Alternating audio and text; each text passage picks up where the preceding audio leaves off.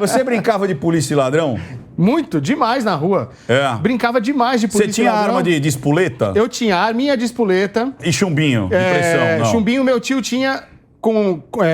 emprestava pra mim contra a ele vontade da minha mãe. Contra a vontade da minha mãe. A mãe não deixava Minha ter mãe arma. achava perigoso. Minha mãe achava... Como toda Mas mãe. não só sua mãe, mas o Fachin também. Porque o Fachin Achava falou perigoso. o seguinte, ó, o ministro Fachin do Supremo Tribunal Federal, ele acabou ali com os demandos ali do Bolsonaro, ele concedeu uma liminar em 3 ações diretas de inconstitucionalidade para limitar a posse de arma de fogo e a quantidade de munições que podem ser adquiridas. Ele suspendeu os trechos do decreto da Previdência que regulavam o Estatuto do Desarmamento de 2003. Lembrando, né? Estatuto do Desarmamento que foi após o referendo lá, o plebiscito, que as pessoas queriam que não parasse as armas e a fabricação Muito bem lembrado, e ter. Flexibilizando a compra e o porte de armas. Cara, isso na véspera da eleição, você consegue ver uma ligação direta entre as pessoas estarem com as suas posses já adquiridas? Não é porte, porque no Brasil não é permitido porte, é permitido a posse da arma e a compra das munições. Você acha que é só uma retaliação do Fachin para dizer assim, ó, quem manda aqui somos nós? Exatamente. Ou tem um motivo aparente, um motivo gritante para colocar isso nas vésperas da eleição? Não existe motivo gritante nenhum, é uma canetada política, mais uma vez, Ventura. É muito legal o que você falou, posse é uma coisa, você ter a sua arma em casa ali para sua defesa, ou então, se você for um CAC, né, caçador, atirador, colecionador, você ter ali a sua arma legalizada, devidamente passado pelo todo o trâmite que se passa para ter uma arma no Brasil. Porte é você andar com ela na cintura, você ir na padaria com a sua arma na cintura. Isso não pode para o cidadão comum por enquanto, né? Mas, respondendo a sua pergunta, Ventura, claramente é uma canetada política, como várias que têm sido feitas aí para atingir o presidente aí aos 45 do segundo tempo aí, porque estão com medo, né? Estão com medo das eleições.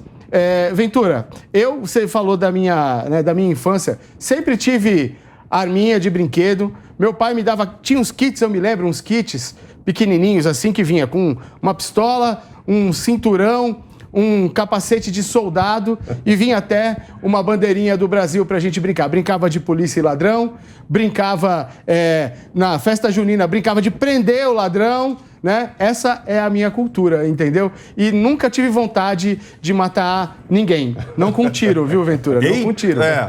Na pancada, talvez. Dá um close na orelhinha dele, vira de lado. Assim, olha a orelha de couve-flor desse cara. Deve ser um jiu-jitseiro, assim, daquela espécie. Eu tenho medo. Tem um tempinho. Eu tenho medo de orelhinha couve-flor, que esse cara é lutador. Felipe, e aí? Arminha, luta, você acha... Ou é caneta? Qual que é a sua? Como é que chama? X-Men, né? Você tem cara de X-Men. Qual que é a sua habilidade? Não, essa decisão do Fachin eu entendo que é de absurdo total, né? Ele alega a declaração de constitucionalidade, a cautelar, né, nas 3 ADIs, por uma suposta violência política. Ou seja, isso é um absurdo. Isso é um absurdo. Uma ADIM, ação declaratória de constitucionalidade, tem que analisar o caso em abstrato. Se o decreto legislativo que Bolsonaro emitiu, exarou, é inconstitucional de acordo com a Constituição e está de acordo com o Estatuto de Desarmamento. Ele inventou uma terceira hipótese, ele inventou a hipótese de constitucionalidade por violência política. O Fachin foi casuístico. Ele analisou a questão do ponto de vista concreto, o que é um absurdo, isso não existe. É mais um caso de ativismo judicial que a gente tem que rechaçar. E como eu sou um garantista, apesar de ter um viés de esquerda, eu rechaço a decisão do Fachin. Tô gostando desse cara, viu? Essa mesa faz milagre, meu amigo. Essa mesa aqui, ela faz milagre. É impressionante. Sabe o que é importante, Ricardo? Vai lá, Scaff. A análise do Felipe é a análise de quem estudou na mesma, fez ciências jurídicas e sociais, igual o ministro do Supremo. Ele fez a faculdade de Direito. É advogado. Exatamente, como eu sou advogado, a Gisele é advogada. Então é o seguinte, está perfeito a análise do Felipe e eu vou só complementar dizendo o seguinte, juiz que julga com base em dedução, pelo amor de Deus, gente. Então, mas traduz isso pra gente que eu fiquei meio... Quando ele falou do abstrato, do não sei o quê, então, traduz pro cidadão comum. O cidadão comum é o seguinte, olha, o juiz não pode imaginar situações que vão acontecer e proferir um julgamento. Ele tem que julgar naquilo que aconteceu ou com base numa lei que é contrária à outra, que está em confronto com a outra. Ele não pode dizer, eu acho que isso pode acontecer, então eu decido dessa forma. Então é exatamente isso que o Felipe acabou de dizer. Ou seja, não é no abstrato, ele tem que ter algo concreto. Exato. Deveria ter alguma coisa acontecendo de fato. O abstrato é legislar, não é julgar. Ele não pode ser evidente. Exato. O abstrato é legislar. Perfeito, Gisele. E só para terminar, o que acontece com esse tipo de decisão é o seguinte, será que aquele cara que tem porte ilegal de arma foi atingido por essa situação? Não. O pessoal que está com um fuzil atirando no helicóptero da polícia está realmente preocupado com isso? E a polícia não pode subir no morro, hein? Muito bem lembrado. Não pode subir no morro. Mas fala aí, Spaco. Não, é isso. É isso. Eu vou deixar a Gisele complementar. Complementa, então. Complementando, então, o juridiquês. Eu tô com medo, tô do lado... Você sabe qual a diferença de um advogado e de uma pulga? Vocês sabem, não? A pulga, quando você bate, ela para de chupar o seu sangue. Então, eu tô com medo desses três aqui. Fala aí, Gisele. Violência política é um crime criado por uma lei de 2021 que foi inserido lá no Código Penal e que foi, inclusive, seguido por uma outra lei específica que trata da violência política contra mulheres e minorias. Então, é muito confuso até para nós, advogados, explicarmos o que aconteceu e qual foi a manobra jurídica para essa decisão.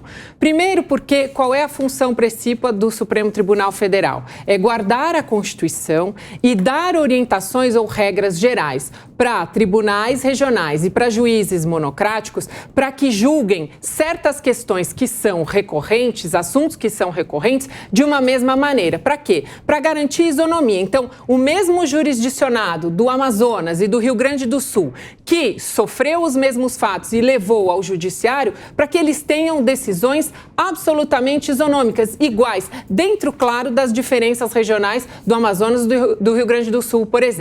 O que acontece nesse caso é que o Supremo Tribunal Federal já tem aí um questionamento sobre a sua função precípua. Está julgando ou está legislando? Como bem explicou o Felipe, há o Estatuto do Desarmamento, que é então a lei geral. Depois de uma lei geral, o que é necessário? São necessários decretos para regulamentar especificamente aqueles termos que foram exarados naquela lei geral, que foi justamente o que o presidente fez dentro das suas atribuições. Ele, nesses decretos, determinou como seriam concedidos essas autorizações para porte, ou para caçadores, ou para colecionadores, de que maneira, quais seriam os documentos necessários, enfim, todo o detalhamento para que uma pessoa possa portar ou ser proprietária de uma arma. Esses decretos é que foram, então, objeto de verificação pelo ministro, e ele, ao invés de fazer a verificação da legalidade dos decretos, saiu por uma suposição futura de um crime recente que não tem relação nenhuma com o porte de armas especificamente, porque ele trata de violência política, que é outro tipo penal diferente, misturou tudo e deu essa decisão, então, sob a justificativa genérica da violência política. É impossível explicar isso juridicamente. Não, o que eu acho mais engraçado, você quer saber quem são os maiores cabos eleitorais do Bolsonaro? O STF. O STF, ele acabou de pisar no calo de 1 milhão de pessoas. 1 milhão de famílias. Porque já existe 1 milhão de CACs no Brasil. Então essas pessoas estão indignadas com isso. Então, tudo isso que eles explicaram é no nível jurídico. Mas isso afeta a vida, o dia a dia do CAC. Que estava lá tranquilo, sossegado, ele não é bandido. E o bandido, como disse muito bem a Gisele, está livre, leve e solto, ele vai fazer o que ele quiser, com decreto ou sem decreto, Fachin querendo ou Fachin não querendo.